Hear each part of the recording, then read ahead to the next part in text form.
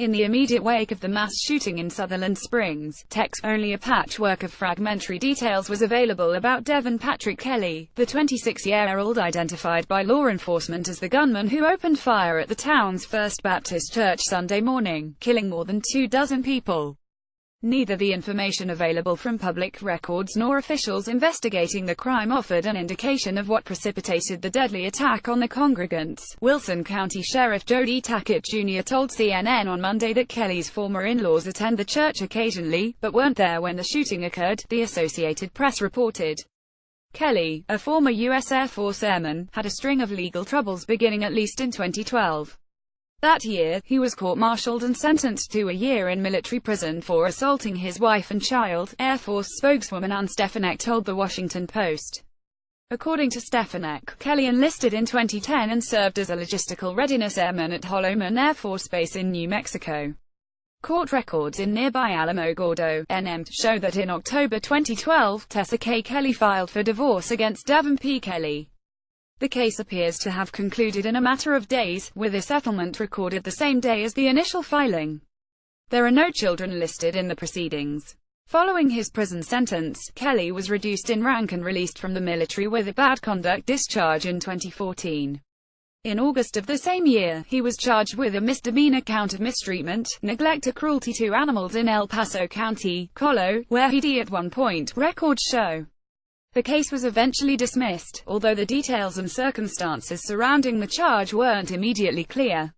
Records indicate that Kelley died for some period on a property valued at about $800,000 owned by his parents in New Braunfels, Texas, a rural suburb of San Antonio about 35 miles north of Sutherland Springs. The secluded home sits on 28 acres of wooded farmland, separated from the nearest main road by a long private driveway. Neighbors told local media that Kelley died in a barn in back of the 3,700-square-foot home with his current wife and 2-year-old son. They said the family had died there for more than a decade. Dave Ivey, who identified himself as Kelley's uncle, apologized to the shooting victims in an interview with NBC News. "I never in a million years could have believed Devin could be capable of this kind of thing," Ivey said. "My family will suffer because of his coward actions." Cars lined the highway outside the house at 2,825 FM 2,722 on Monday morning. A truck from the Comal County Sheriff's Department blocked the property's gate, which was adorned with a "Beware of Dog" sign.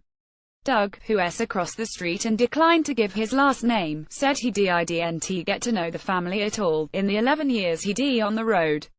"The only time I see them is when they're going out and they don't even look my way," he said.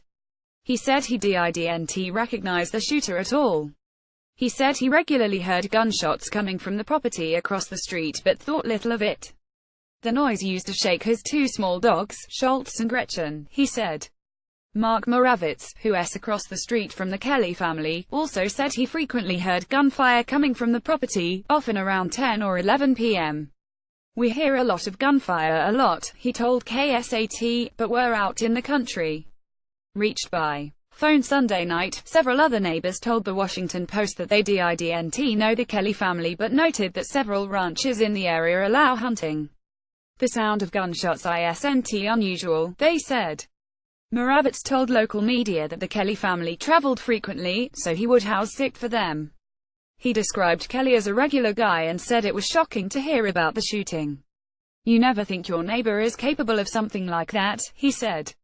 "If he did that, that kind of worries you, thinking we've been living next door to the guy." Other neighbors told KENS 5 that they would sometimes see couches, bicycles, lawn mowers and other household items along the street in front of the property, placed there as if they were free for the taking.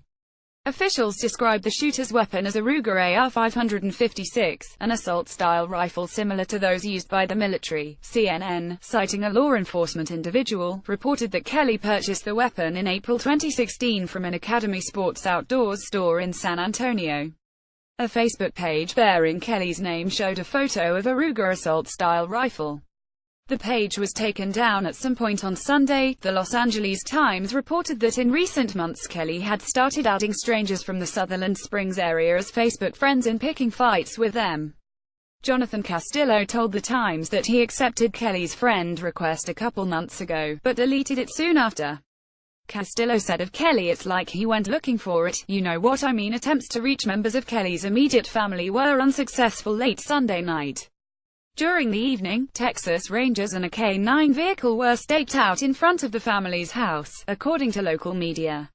Deputies were reportedly guarding the entrance to the home. Alex Horton, Eli Rosenberg and Travis Andrews contributed to this story. More on the Texas shooting. An unlikely hero describes gun battling 95 miles per hour chase with Texas shooting suspect. Texas shooting death sweeps across 3 generations of a single family gathered at church. Investigators hunt for motive in Texas church shooting as the grieving spans generations.